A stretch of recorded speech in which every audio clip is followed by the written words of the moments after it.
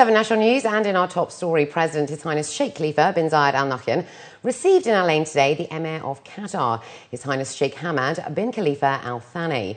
During the meeting, they reviewed the fraternal ties between the UAE and Qatar and the ways to strengthen their relations in various fields.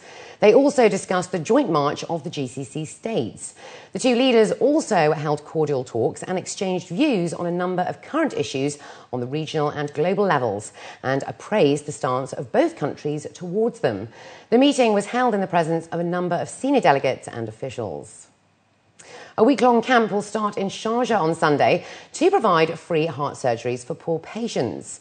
The effort is under the supervision of the Emirati Humanitarian Initiative to provide free treatment for 1 million poor children and elderly persons.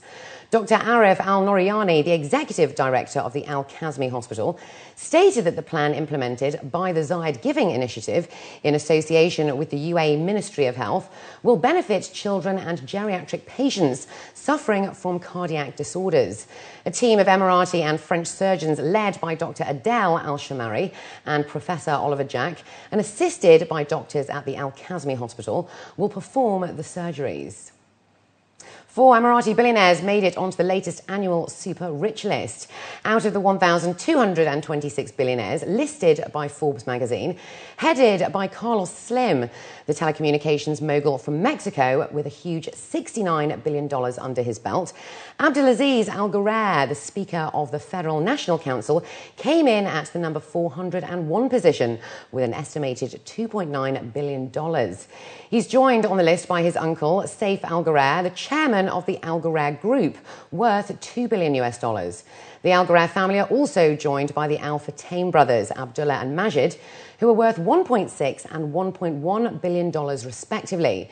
The number of billionaires on this year's list has reached an all-time high, worth a total of $4.6 trillion. The international player in a ship repair and rig upgrade, Dry Docks World, has revealed the world's first floating liquefied natural gas facility.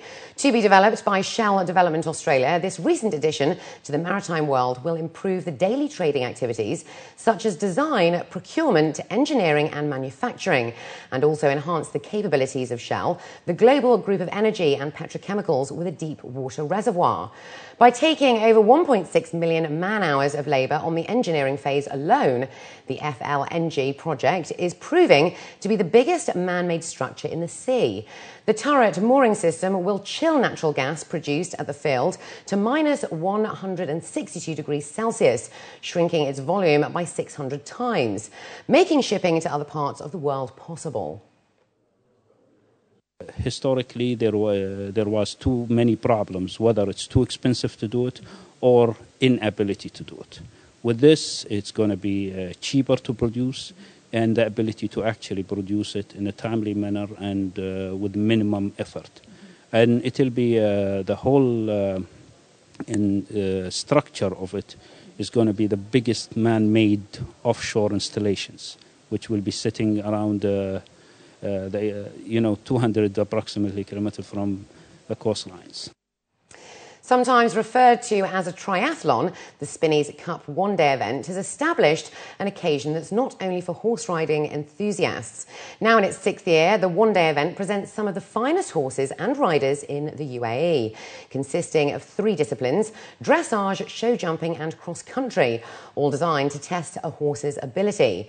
The competitors are given the opportunity to excel in all the various challenges. Children as young as 6 are competing, and Vicky Duke, the director of the event, believes that this is a growing sport in the region, attracting social and professional participants. The eventing itself is a growing sport for the UAE. It's been going for hundreds of years elsewhere. But the Spinneys Cup, which is the penultimate, it's the final of all the one-day events that happen within the UAE. For the past 6 years, the one-day event has gained spectatorship yearly. Mother and daughter duo Susie and Ella Kerman-Shachi initially started out as part of the audience and have now worked their way into the sport. For many years, we were just participating from an audience perspective and looking on the sidelines. And now we're very excited to actually have some horses and be riding in it. So it's great progression. It's a popular sport for a lot of people. especially here, especially the endurance, which is popular with a lot of locals, but a lot of people start riding at a young age and then stop and then start up again, not consistently. And finally this evening, taking place for the first time in the region, twins, triplets and quads in the Middle East will be brought together in a multiples festival. Under the title Times 2, the two-day festival will be spread over a large area of Safa Park and will run over March the 23rd and 24th. Organisers of the event announced that this is the first of its kind in the region and believe that being a twin, triplet or quad is a unique and special characteristic which should be celebrated. Suman Manning, a mother of triplets and co-organiser of the event, added that the festival is attracting multiples from neighbouring countries, such as Saudi Arabia, Palestine, Qatar, Bahrain and Kuwait. I think the draw is, they want to be around people like themselves and celebrate the whole, we call it multiplicity, and actually just hang out and enjoy the attention. The aim is obviously to get all twins and triplets and quadruplets and quintuplets of the UAE to come together and celebrate the fact that it's a very special day for them. And up next we'll have the day's business news, so stay with us.